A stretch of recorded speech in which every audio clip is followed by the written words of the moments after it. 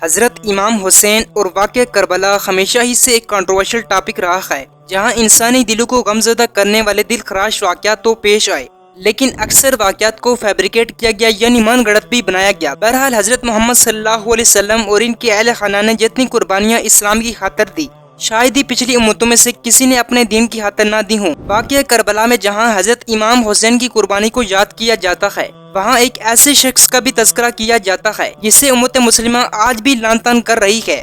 یہ کوئی اور شخص نہیں بلکہ یزید تھا۔ یزید کان تھا اور اس نے ایسا کیا کیا جس کی وجہ سے اسے آج بھی دنیا برا بھلا کہہ رہی ہے، اور اس کی موت کیسے ہوئی، یہ سب کچھ جاننے کے لیے آپ سے گزارش ہے ویڈیو کو آخر تک دیکھیے۔ ناظرین، یہ اس وقت کا زمانہ تھا جب نبی کریم صلی اللہ علیہ وسلم کے بعد خلافت راشدہ 661 ہجری میں ختم ہو چکی تھی۔ اسی خلافت کے ساتھ ہی مسلمانوں کی ایک اور خلافت جسے خلافت امویہ کہا جاتا ہے، اس کا آغاز ہوتا ہے اور امیر معاویہ اس کے پہلے خلیفہ بنتے ہیں۔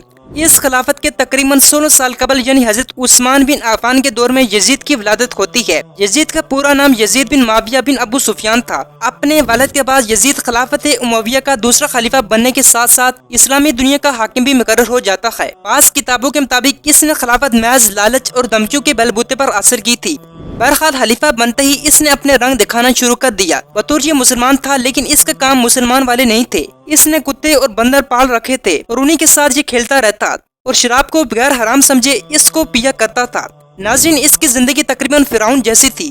تاریخی کتابوں میں درج ہے کہ عبداللہ بن حنظلہ اور اہل مدینہ کی ایک جماعت نے یزید کی طرز زندگی سے آگاہی کے عرض سے دمشق کا سفر کیا۔ انہوں نے مدینہ واپسی پر یزید کے بارے میں کہا کہ ہم ایک ایسے شخص کے پاس گئے تھے جو بے دین ہے اور شراب خور ہے اور تنبور بجاتا ہے، اور موسیقار اس کے پاس لوح لب میں مشغول رہتے ہیں اور وہ کتوں کے ساتھ کھیلتا ہے۔ عبداللہ بن حنظلہ نے کہا کہ خدا کی قسم ہم یزید کے پاس سے اس حال میں باہر نکلے کہ ہمیں آسمان سے پتھر برسنے کا خوف تھا۔ اس طرح کی یزید کے بارے میں باتیں بہت سی کتابوں میں درج ہیں جس سے اس کی عیاشی اور بے دینیت کا اندازہ لگایا جا سکتا ہے۔ ناظرین، یزید بن معاویہ نے تقریباً 680 سے لے کر 683 تک حکومت کی اور اس نے اپنے دور حکومت میں ایسے سنگین جرائم کیے جس کی معافی تقریباً ناممکن ہے۔ سب سے پہلے اس کا یہ جرم تھا کہ اس کے دور میں اس کے حکم سے سانحہ کربلا میں نبی کریم صلی اللہ علیہ وسلم کے نواسے حضرت امام حسین ابن علی کو شہید کیا گیا۔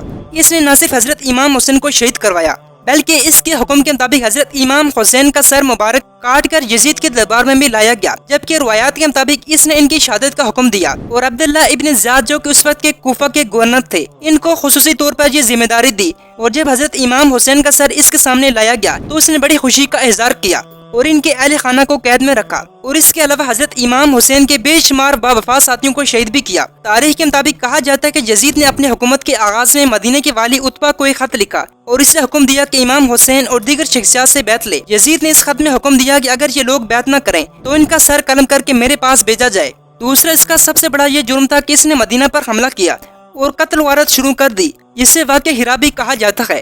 اسی سال یزید نے 5000 شامیوں کو مسلم بن عقبہ کی قیادت میں مدینہ روانہ کیا۔ مسلم بن عقبہ نے مدینہ پر حملہ کر کے واقعہ ہرا کا ارتکاب کیا۔ اسی سانحے میں بہت سے لوگ قتل کر دیے گئے۔ اس نے اپنے آدمیوں کو 3 دن کے لیے کھلی چھٹی دے دی کہ وہ مدینہ میں جو مرضی کریں۔ کہا جاتا ہے کہ واقعہ ہرا میں لگ بھگ 80 کے قریب صحابہ کرام کو شہید کیا گیا۔ تیسرا اس کا سب سے بڑا یہ جرم تھا کہ اس نے مکہ پر حملہ کیا اور دنیا کی سب سے مقدس جگہ یعنی کعبہ پر سنگ باری کی۔ مسلم بن عقبہ واقعہ ہرا کے بعد ابن زبیر کے ساتھ لڑائی کی عرض سے مکہ کی طرف روانہ ہوا، مگر راستے میں ہی ہلاک ہو گیا۔ اس کے بعد حسین بن نمیر کو لشکر یزید کا سپہ سالار مقرر کیا گیا اور شام کے سپاہیوں نے مکہ کا محاصرہ کیا اور منجیکو سے اس شہر پر حملہ کیا، یہاں تک کہ اس نے حرم کو آگ لگا دی۔ اس واقعے میں خانہ کعبہ منہدم ہو گیا اور لوگوں کے بہت سے گھر نظر آتش ہو گئے، اور جب ان سپاہیوں کو سن 64 ہجری میں یزید کی موت کی خبر سنی تو وہ واپس اپنی کاروائیاں روک کر واپس شام چلے آئے۔